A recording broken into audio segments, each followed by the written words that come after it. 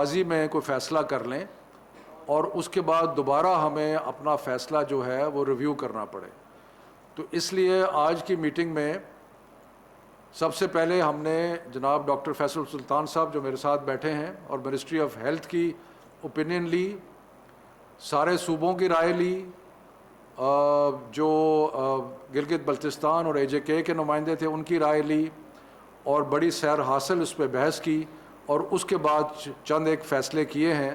پر سب سے پہلے میں صحت کی جو سچویشن ہے اس کے بارے میں ڈاکٹر فیصل سلطان صاحب سے ریکویسٹ کروں گا کہ آپ کچھ فرمائیں. جی شکریہ شفقت صاحب. السلام علیکم.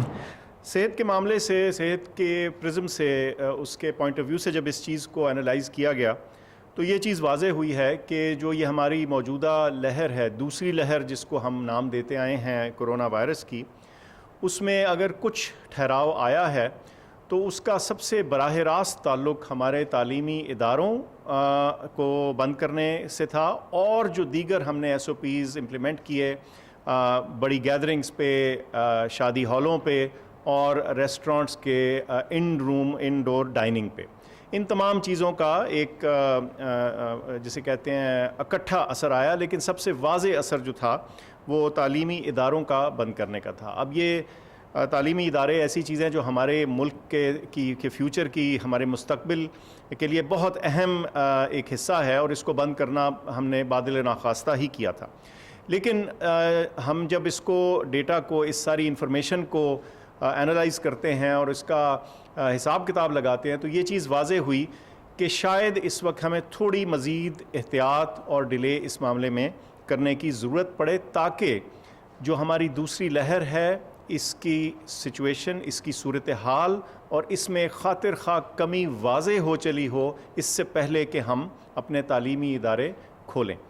اس کی تفصیل شفقت صاحب بتائیں گے، لیکن جو اس کے پیچھے منطق اور بیک گراؤنڈ تھی وہ یہ تھی جیسے میں نے آپ کے سامنے کیا. پھر میں دہرا دیتا ہوں، وہ یہ کہ جب ہماری دوسری لہر کے اعداد و شمار کو دیکھا گیا تو یہ چیز واضح ہوتی ہے کہ ہمارے تعلیمی اداروں پہ جو پابندی لگی، جو بند کیا ان کو، اس کا ایک اثر آیا، اور اس کی وجہ سے کچھ ٹھہراؤ دیکھنے میں آیا اس دوسری لہر میں. لیکن ابھی یہ چیز جاری ہے، اور اس لیے ہم سمجھتے تھے کہ اس میں ایک تھوڑا سا توقف کا، تھوڑا پاز کی ضرورت تھی یہ دیکھنے کے لیے، اس سے پہلے کہ ہم اپنے تعلیمی ادارے کھولیں. یہ ریکمنڈیشن، یہ تجاویز شفقت صاحب کی چیئر میں کی صدارت میں سامنے رکھی گئی کمیٹی میں، اور جو فیصلے ہوئے وہ شفقت صاحب بتائیں گے. شکریہ ڈاکٹر فیصل. جیسے کہ میں نے ہمیشہ کہا ہے کہ ہماری حکومت کے مد نظر اولین چیز جو یہ ہے کہ بچوں کی صحت کا ہم نے خیال کرنا ہے، اور ہم نے بچوں کی صحت کے ساتھ کوئی رسک نہیں لینا. تو بڑی تفصیلاً ڈسکشن کے بعد، بحث کے بعد یہ جو فیصلے ہوئے ہیں وہ میں آپ کے سامنے پیش کرتا ہوں کہ 18 تاریخ کو، 18 جنوری کو 9، 10، 11، 12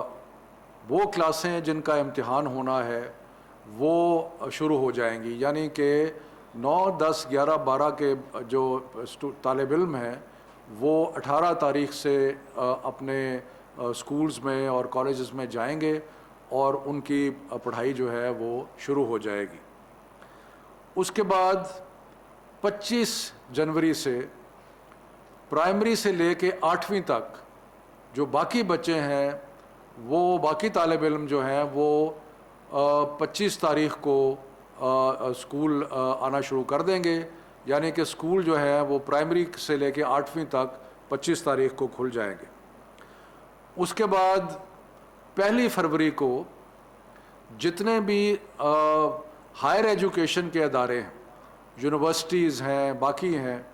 وہ کالجز ہیں، وہ سارے جو ہیں وہ 1 فروری کو کھول دیے جائیں گے. سو ان ادر ورڈز 3 فیزز ہیں، اور بدتریج 3 فیزز میں یہ ہوگا. پھر سے میں ریپیٹ کرتا ہوں، 18 جنوری کو 9، 10، 11، 12 کلاسز جو ہے وہ شروع ہو جائیں گی، اور یہ وہ بچے ہیں جن کا آگے امتحان بھی ہونا ہے، اور اس لیے ان کی تیاری جو ہے وہ بہت ضروری ہے. اس کے بعد 25 جنوری کو کلاس 1 سے کلاس 8، اور اس کے بعد 1 فروری سے ساری یونیورسٹیز اور ہائر ایجوکیشن انسٹیٹیوشنز جو ہیں وہ کھل جائیں گے. اس دوران میں یہ بھی عرض کر لوں کہ جو 10 تک ہم نے ونٹر ویکیشنز دی تھیں، اس کے بعد جو اساتذہ اور جو ایڈمنسٹریٹو سٹاف ہے وہ 11 جنوری سے اس کو اجازت ہوگی کہ وہ اپنے اسکولوں، کالجوں، یونیورسٹیز میں آئیں اور کہیں پہ آن لائن لرننگ کی اگر جہاں پہ ضرورت ہے، یعنی یونیورسٹیز نے پہلی کو کھلنا ہے لیکن 11 سے آن لائن لرننگ جو ہے وہ شروع ہو سکتی ہے، ہوم بیسڈ لرننگ جو ہے وہ شروع ہو سکتی ہے۔ دوسرا جو ہم نے فیصلہ کیا وہ یہ کہ جو بھی بورڈ کے امتحانات مارچ یا ارلی اپریل میں ہونے تھے ان کو ملتوی کیا جا رہا ہے، اور بورڈ کے امتحانات اب مئی اور جون میں ہوں گے، اس لیے کہ بچوں نے جو ابھی تک اپنا کورس ورک مکمل نہیں کیا وہ اس پیریڈ میں اپنا کورس ورک مکمل کر سکیں۔ میں ایک آخری چیز یہ بھی عرض کرتا چلوں کہ تقریباً 14 یا 15 تاریخ کو ہم ایک دوبارہ ہیلتھ سچویشن کا ریویو کریں گے تاکہ ہم انشور کر سکیں کہ جو بیماری کا ٹریجیکٹری ہے وہ انڈر کنٹرول ہے اور اس کے مطابق، اور ہم جو دیکھ رہے ہیں ٹرینڈ اس کے مطابق چل رہا ہے۔